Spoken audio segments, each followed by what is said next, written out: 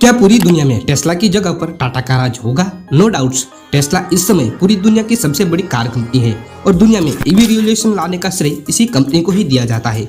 लेकिन Indian EV market के अंदर कुछ सालों में जो काम टाटा मोटर्स ने किया है वो भी अपने आप में किसी रिवॉल्यूशन से कम नहीं है। साल 2021 में भारत के अंदर कुल 13,700 इलेक्ट्रिक कार बेची गई थी, जिसमें से 11,700 कार अकेले टाटा मोटर्स ने बेची थी। और इस डाटा के अकॉर्डिंग इंडियन के ईवी सेगमेंट में टाटा ने 80% से ज्यादा मार्केट शेयर पर कब्जा किया हुआ है। वहीं टाटा ईवी का वर्ल्ड वाइड मार्केट शेयर भी 5% से बढ़कर 15% हो चुका है। अब देखिए दोस्तों, टाटा मोटर्स की Nexon EV max electric car का कंपैरिजन टेस्ला की सबसे सस्ती मॉडल 3 के साथ में किया जाता है, क्योंकि इन दोनों की कार की रेंज ऑलमोस्ट सेम ही है। लेकिन टेस्ला के लिए दिक्कत की बात यह है कि टाटा की इस कार का प्राइस मॉडल 3 की तुलना में आधे से भी कम है। मतलब कि जहां टाटा की नेक्सॉन ईवी मैक्स 17 से 20 लाख रुपए में मिल जाएंगी, वहां टेस्ला की मॉडल 3 कार आपको 40 लाख रुपए तक पे करने पड़ेंगे। और ये प्राइस टैक्स को छोड़कर है, क्योंकि इंपोर्ट ड्यूटी को जोड़कर इसकी कीमत सीधे 17 से 80 लाख रुपए तक आसपास चली जाएगी। और तो और टाटा मोटर्स का लक्ष्य साल 2025 तक इंडियन मार्केट में 10 नई कार लॉन्च करने का है, जिसमें कि उनकी मोस्ट अवेंटेड टाटा कर्व साल 2024 में और टाटा अविनिया साल 2025 में लॉन्च की जाएंगी। यानी कि टाटा ने अब पूरी तैयारी कर ली है कि वो इंडियन ईवी मार्केट के अंदर किसी भी देशी या विदेशी कंपनी को कोई जगह नहीं देने वाली। अब दोस्तों, ऐसे में सवाल ये उठता है कि एक तरफ जहां टेस्ला जैसी बड़ी कंपनी भी अपनी कार्स की कॉस्ट को कम नहीं कर पा रही है, वहां टाटा मोटर्स इतनी कम कीमत में इस तरह की शानदार और एडवांस इलेक्ट्रिक कार आखिरकार कैसे बना रही है, और इंडियन ईवी मार्केट में टाटा की इस जबरदस्त सक्सेस का राज क्या है। असल में दोस्तों, टाटा मोटर्स की इस सक्सेस के पीछे कोई एक नहीं बल्कि अलग अलग रीजन है। और इसमें से पहला रीजन ये है कि टाटा मोटर्स का समझदारी एवं पैशन के साथ मार्केट में एंटर करना। एक्चुअली जब भी कोई कार कंपनी का ईवी सेगमेंट में एंटर करती है तो फिर उसे डिजाइन, रिसर्च और असेंबली लाइन से लेकर अपना पूरा मैन्युफैक्चरिंग सेटअप बिल्ड करना पड़ता है। और इन सभी चीजों को बड़े लेवल पर करने के लिए बिलियंस ऑफ डॉलर खर्च हो जाते हैं। अब टाटा मोटर्स को यह बात बखूबी अच्छी तरह से मालूम थी कि अगर उन्होंने एकदम से पूरा सेटअप बनाने में अपना पैसा इन्वेस्ट कर दिया, इससे कार की कॉस्ट बढ़ेगी, बल्कि रिस्क बहुत ज्यादा हाई हो जाएगा, क्योंकि उस समय इंडियन मार्केट ईवीएस के लिए बिल्कुल भी नहीं था।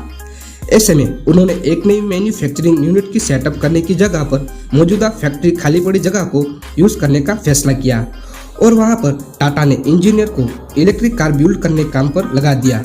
हालांकि इस तरह से एक दिन में मैक्सिमम 8 से 10 इलेक्ट्रिक कार बना पाते थे, लेकिन इस स्ट्रेटेजी से उनकी मार्केट टेस्टिंग बहुत कम पैसों और बिना रिस्क के पूरी हुई। और फिर जैसे जैसे उन्हें मार्केट से रिस्पॉन्स मिला, उसी हिसाब से धीरे धीरे अपनी ईवी यूनिट्स को बढ़ाते गए। इसके अलावा टाटा मोटर्स का टाटा ग्रुप की दूसरी कंपनी के साथ में कोलैबोरेशन करना भी इसकी सबसे अहम स्ट्रेटेजी में से एक रही थी, जहां टाटा मोटर्स ने अपनी इस स्ट्रेटेजी को मार्वल सिनेमैटिक यूनिवर्स की तरह ही टाटा यूनिवर्स का नाम दिया था। असल में ईवी एक ऐसी इंडस्ट्री है जहां कंपनी को बैटरी से लेकर चार्जिंग स्टेशन बिल्ड करने तक सारे काम खुद ही करने पड़ते हैं। अब जो कि कोई भी कंपनी सभी कामों में एक्सपर्ट नहीं होती, ऐसे में यह सब काम करने में ना तो सिर्फ ऐसे में कंपनी का अच्छा खासा टाइम बर्बाद होता है, बल्कि इन सभी प्रोसेस में बहुत सारा एक्स्ट्रा पैसा भी खर्च हो जाता है। ऐसे में टाटा मोटर्स ने क्या किया कि उन्होंने सारे काम खुद करने की जगह पर अलग अलग काम टाटा ग्रुप की अलग अलग कंपनी को सौंप दिया। वे कंपनी इस कामों में एक्सपर्ट है। फॉर एग्जाम्पल, टाटा मोटर्स ने चार्जिंग स्टेशन बनाने का काम टाटा पावर को, सॉफ्टवेयर का काम टीसीएस को और बैटरी बिल्ड करने का काम टाटा केमिकल को सौंपा हुआ है। और इस स्ट्रेटेजी की वजह से न सिर्फ टाटा मोटर्स की ईवी सेगमेंट का हर एक काम समय से पहले पूरा होता है, साथ ही उनका एक्स्ट्रा पैसा भी खर्च नहीं होता। और यही वजह है कि पूरी दुनिया के अंदर जितनी सस्ती इलेक्ट्रिक कार टाटा मोटर्स बना रही है, उतनी सस्ती और कोई कंपनी नहीं बना पा रही। इसके अलावा टाटा मोटर्स ने मार्केट और कस्टमर की नीड को समझने में बहुत मेहनत का काम किया है, और इनकी इस सफलता की तीसरी वजह है। दरअसल टाटा मोटर्स को आज यह मालूम है कि इंडियन कस्टमर एक इलेक्ट्रिक कार में क्या क्या चाहता है और क्या नहीं चाहता।